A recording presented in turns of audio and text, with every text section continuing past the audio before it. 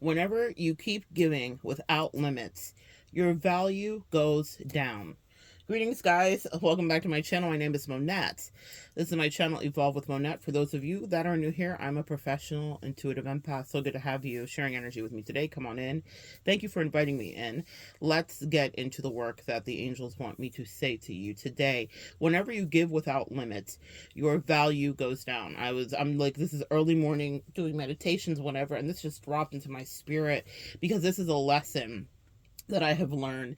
And it's a lesson that's mirrored too with a certain Oshun where she overgave so much and someone literally didn't appreciate her, and it like broke her soul and it changed her life and transformed it. Began essentially her villain origin story, but also her feminine, like let's say Lilith energy, feminine taking her power back story too. So a lot of things happened in that moment of breaking, which is something that probably is mirrored back to you. You guys can relate to having that moment where you broke because you were like, what the actual F? Now listen, this is an experiment that I've run myself as a reform codependent and people pleaser, that I have to watch myself with that all the time, especially when I care about someone, I want to see them win or whatever.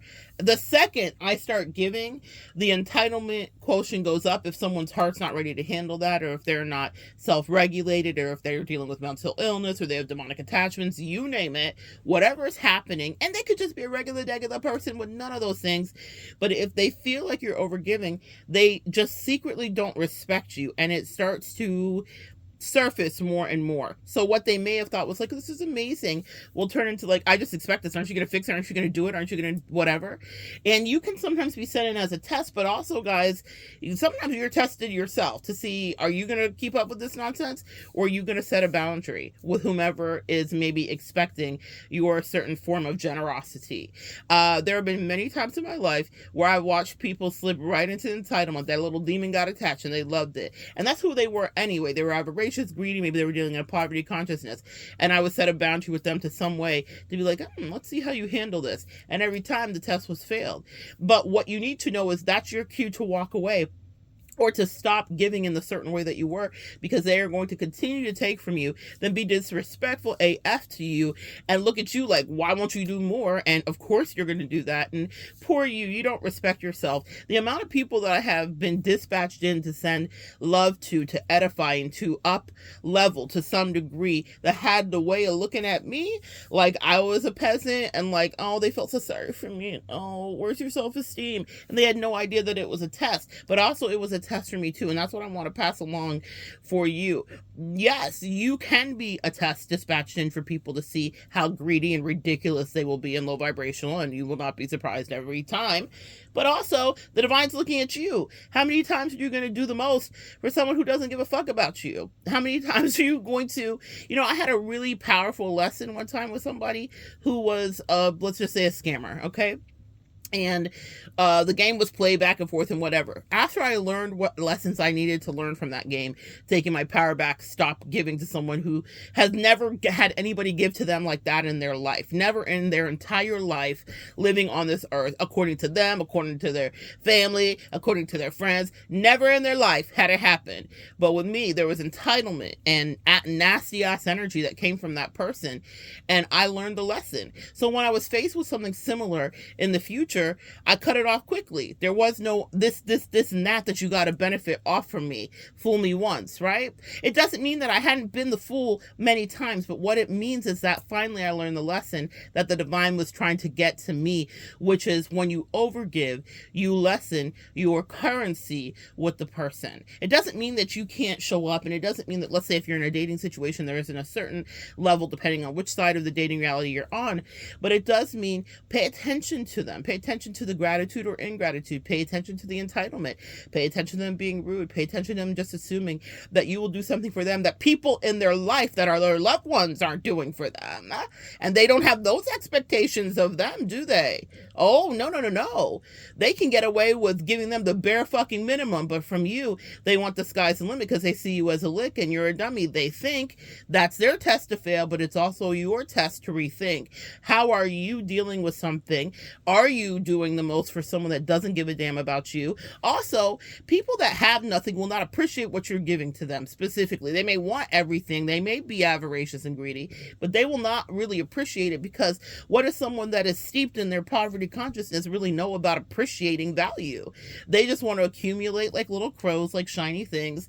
That's it. So they can get it from you, cool, but they're going to think you're stupid for doing it for them. And it doesn't mean that you have to worry about what someone else's ego is going through, but there's a lesson here for you, Earth Angel, recovering codependent, maybe former people pleaser, that doing that sends out this quiet message that this person doesn't like themselves.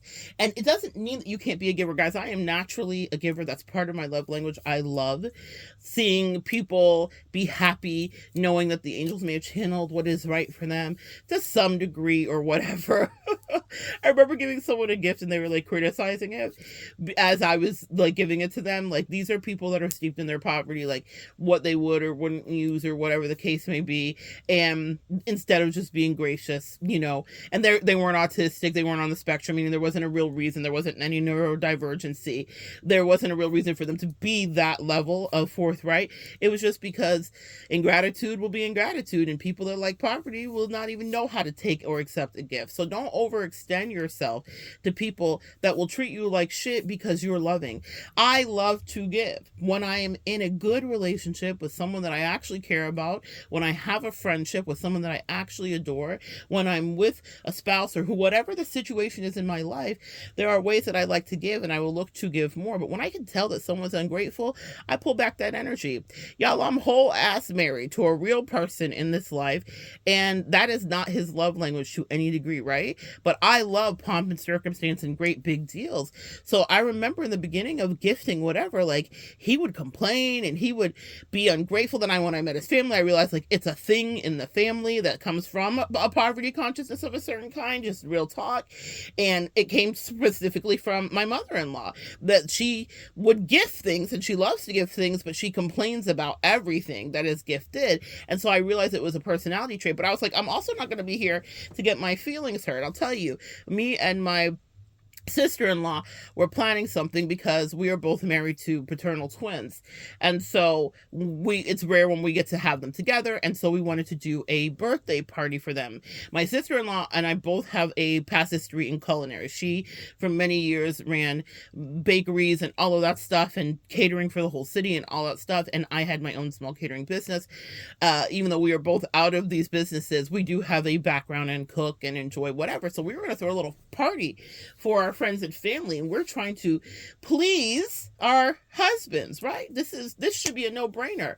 But because of what is on them spiritually and energetically, receiving is not easy for them. And then they got into this lock and step twin thing that was like wild to see happen in person. And this was when I was newer to the relationship and the family.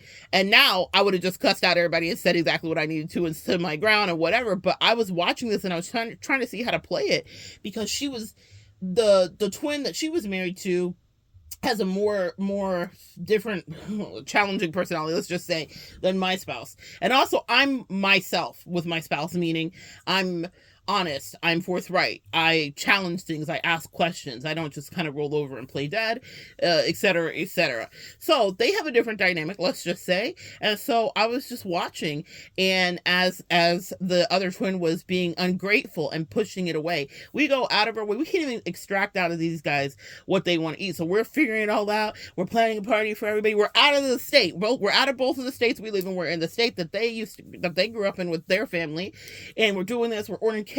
We're putting their baby pictures on the cake when they were together as twins, cutesy wootsy, all that stuff. And we go out of our way. And the ingratitude was ingratitude. The way that those two tried to sabotage all the work that me and my sister-in-law did. And I said, never again. Absolutely F this ish. Never again. I said, I love this man. Oh, I love him. I love him. But I am not going to ever be treated like this again, because we went above and beyond to make something very special happen, and they didn't appreciate it. They were looking at us like we were crazy. Also, they were just ungrateful, but that was in their energy. So I had to separate that, do some work, do some praying. But I was like, this is about what they grew up with and what their energy and what their signature is. And I'm not going to get my feelings hurt every year after year after year. No. Trying to make something magical happen that my husband may not be thankful for, and that your husband. She called me a year later. She hadn't learned the lesson. I learned it right then. I told her, oh, I'll never do this again. F this. I don't give a damn what kind of twins they are. Absolutely not. So the next year she called, she wanted to do this elaborate thing. I'm going to do this, and I'm going to send the boys here, and I'm going to do that, and then you do this, and then send me the money for a ticket to do that. We're going to do this. Normally, I'm all on board for a big elaborate shenanigan. But what I learned was they did not appreciate the way that we were giving. So why would I repeatedly give to them? And I said to her, I'm not doing all this with you, sweetie. I'm not doing all of this with you. And actually, your man's not going to appreciate it either, because he's already showed you with his giving us his ass to kiss last year, really, because he was like the ringleader of the resistance for happiness. Like, girl, sometimes people are wild.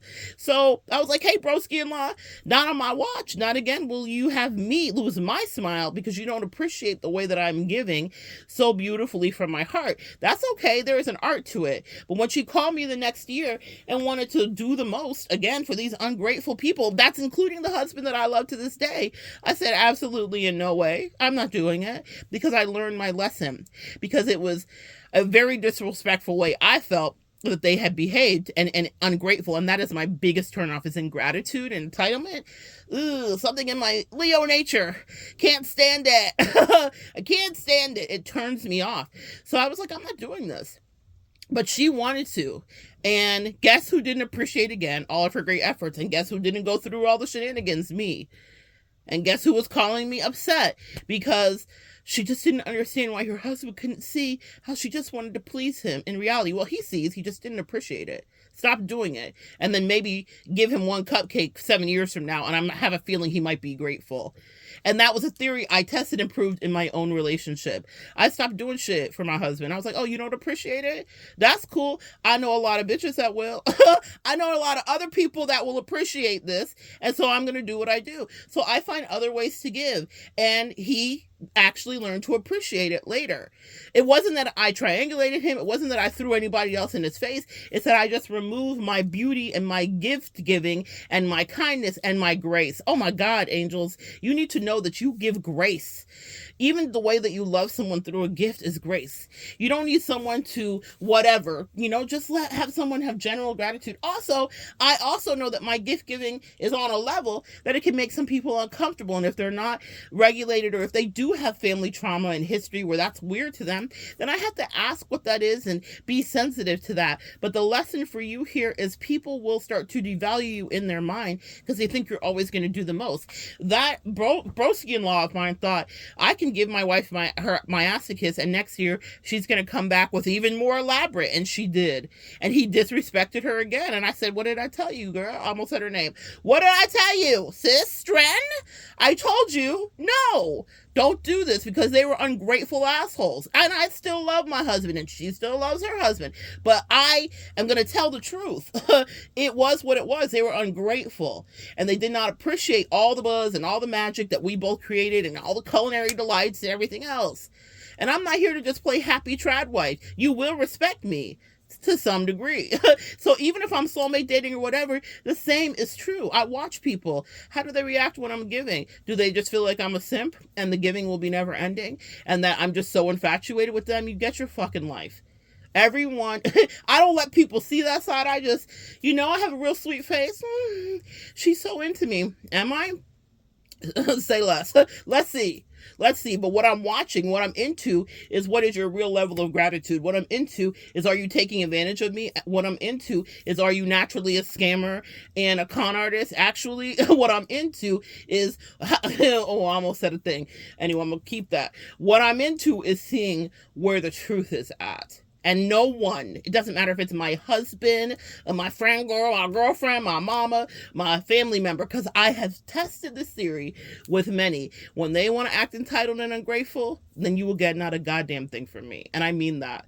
And it doesn't matter how much, I'm still in the relationship. And I meant that. All the fun and all the things.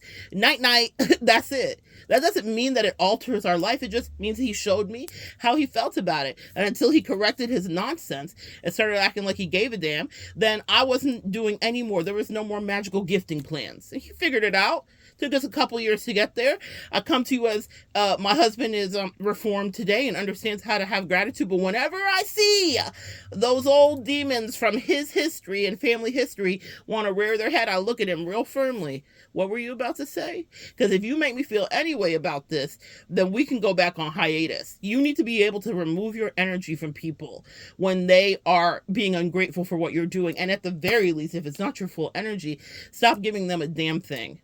You know, there have been people sometimes that have been in situations where they were just so sure that their whole whatever, their whole world and people were going to, you know, be there and do whatever. And I was like, that's ironic that I'm the person with the whatever, the funds right now in my wallet to fix this problem for you. But your ingratitude, your entitlement, and your diabolical demonicry is something, makes it something I just don't want to do.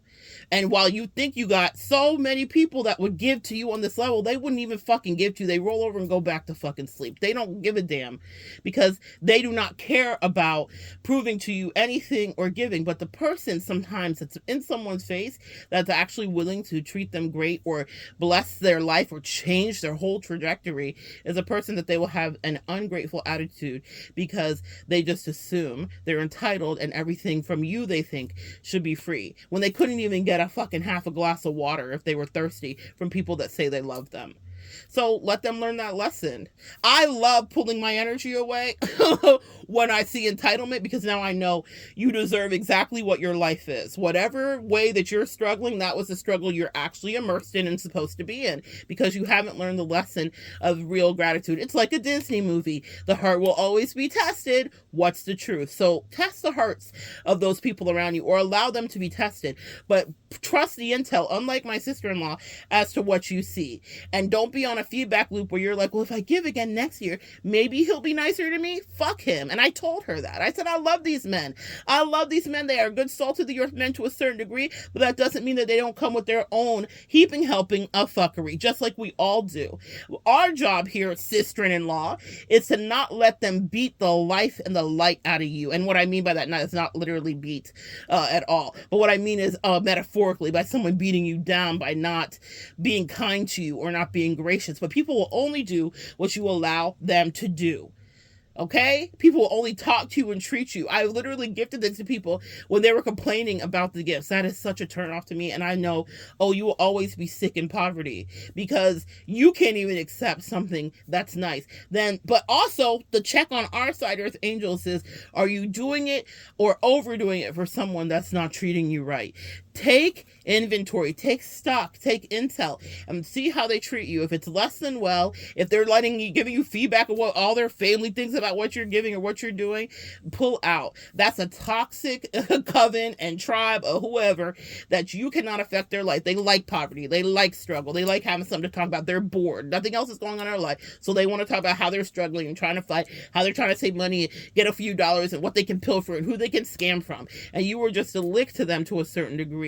Pull back your precious giving energy. It'll be the last time they ever have that experience in their life. They have settled for whatever the demons tricked them into, and that's their life. But if you are in a situation actively like me and my sister-in-law where we're like, well, we're not trying to not be out of the marriage, but I was like, but I'm not going to fall again for the okie doke next year. But I watched her fall into that pitfall year after year, and I just look at her from my distance like, oh, you do what?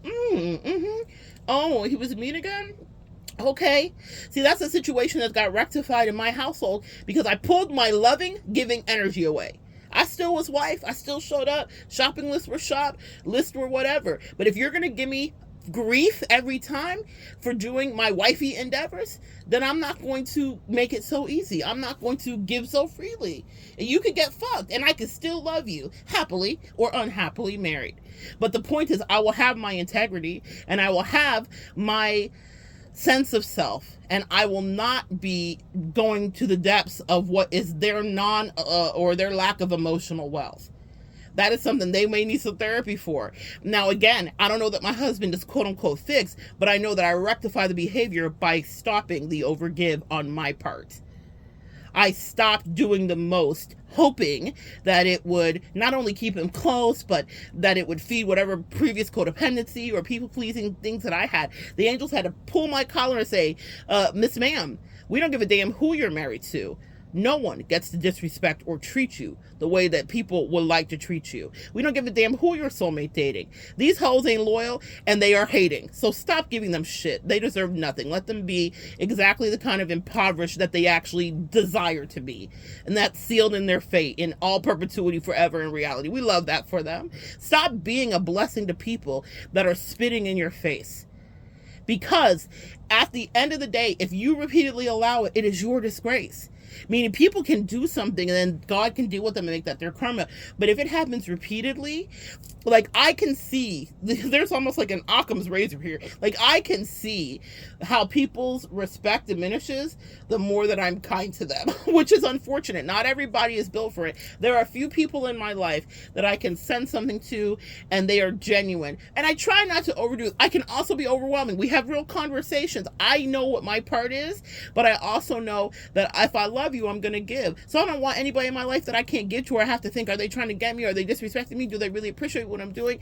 If I got to be in my head about that, you're not the candidate for what I have, because the way that I will bless someone's life is always surprising even to me. God allows me to be in a position in certain ways to be blessings to people that prayed for a blessing before I was ever on the scene. But even if they're ungrateful for the person and the vessel it shows up in, then God says, well, I guess you really didn't want. They were seeing green, is what I heard. But that's money. I guess you really didn't want this energy. I guess you didn't really want that blessing. Sometimes you'll be the prayer that shows up that is an answered prayer to people, but they will be ungrateful. And that's the balances of the scales weighing. You don't owe them anything. You owe it to yourself to be more respectful so that your value doesn't continue to decrease, because they will literally take everything from you and then treat you like gum under their shoe and dirt under their feet. And you don't deserve that, but you have a part to play in it too by realizing. I do a lot of little entitlement observations. I'm not the one testing because I have no God. I am no God. I have no heaven or hell to put you in, but God that I do serve and love does test them. And he says, watch. What did they say thank you?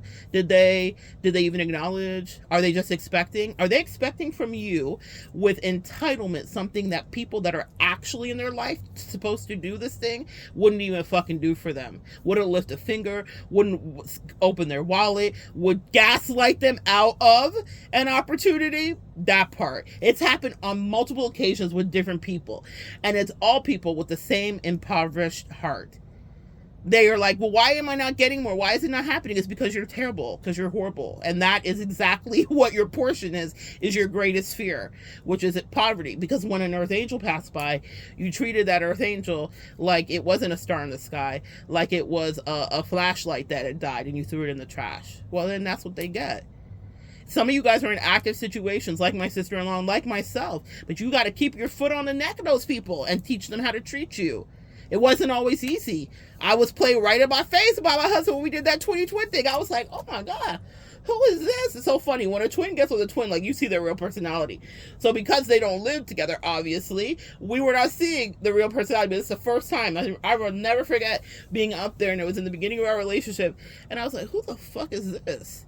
Who the fuck did I marry? On some Reese Tisa, y'all? I was like, who is this? This is not my sweet husband. This is not my helpful, attentive, loving husband. Oh, he got on some twin thing and he thought he was going to play in my face. Notes were taken. And then I stopped being the gifter and the giver of grace.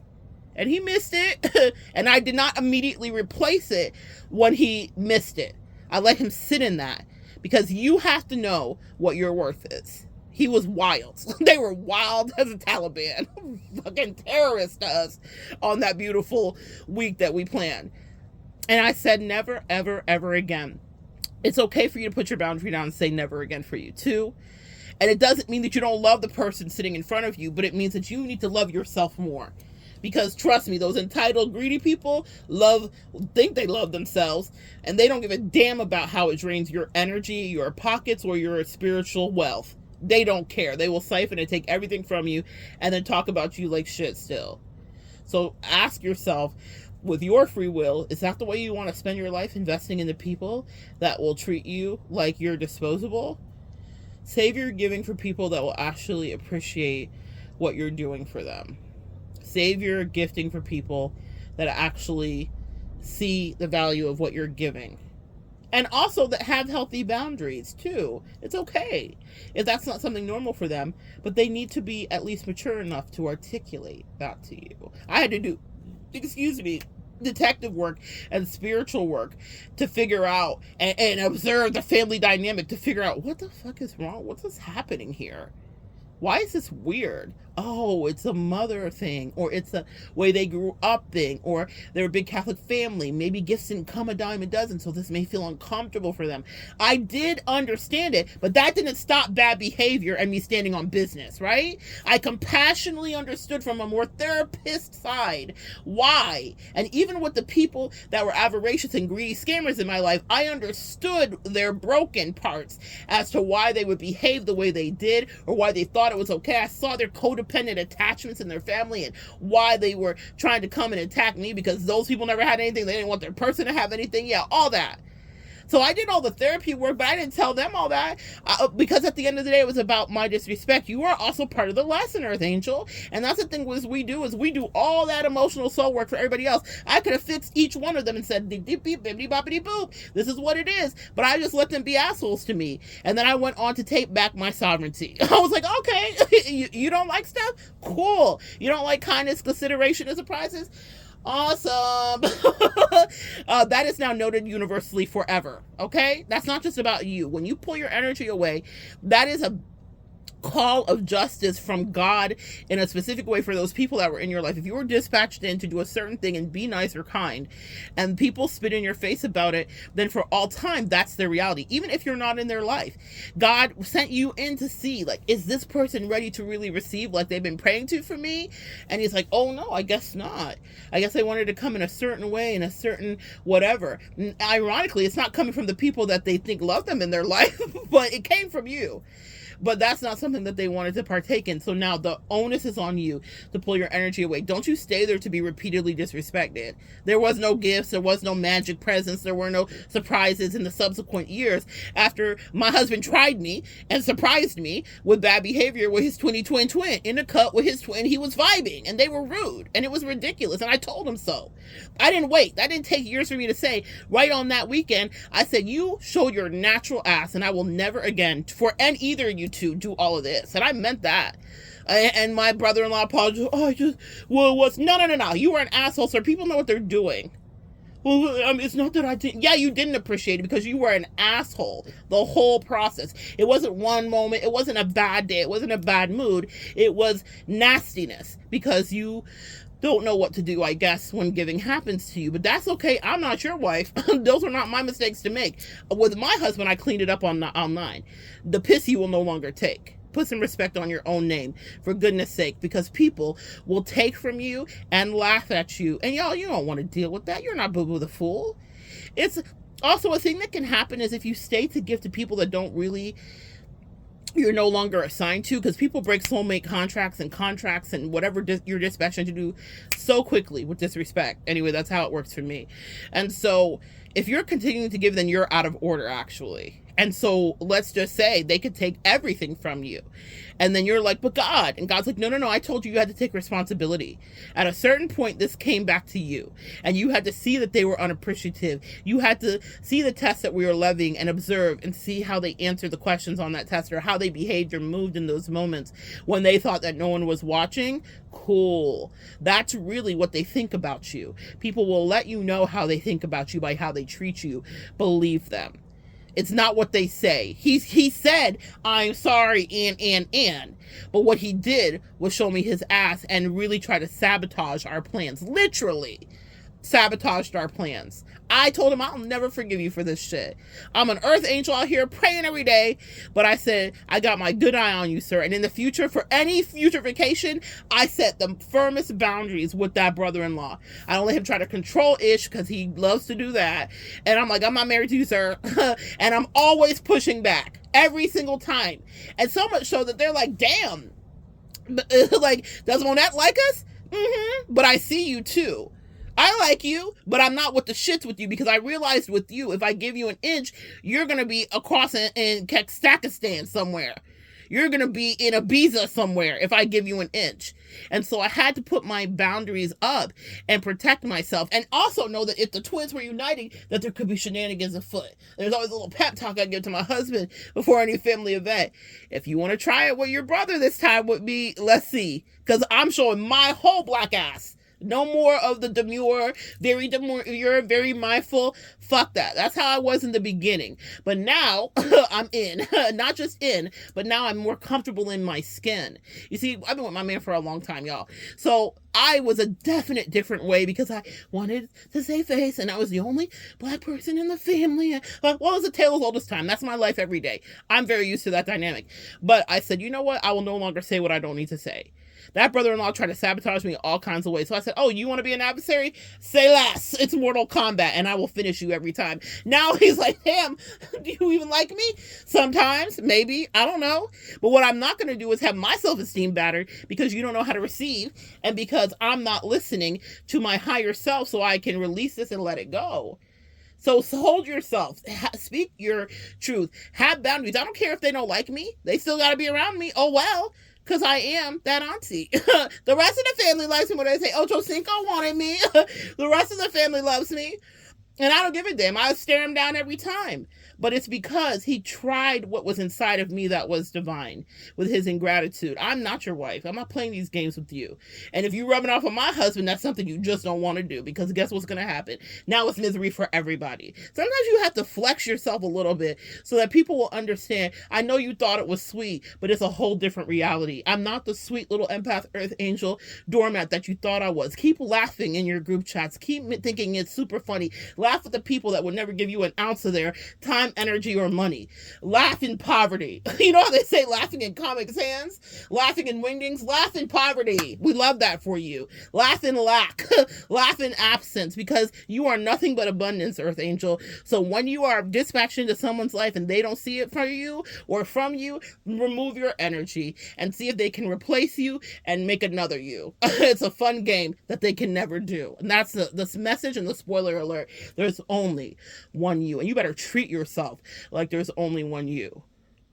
Do not spend another ounce of your time, empath energy, or your dimes on people that are not happy and grateful for you. That's your message for today. Come back and join me next time, guys. Continue to evolve together.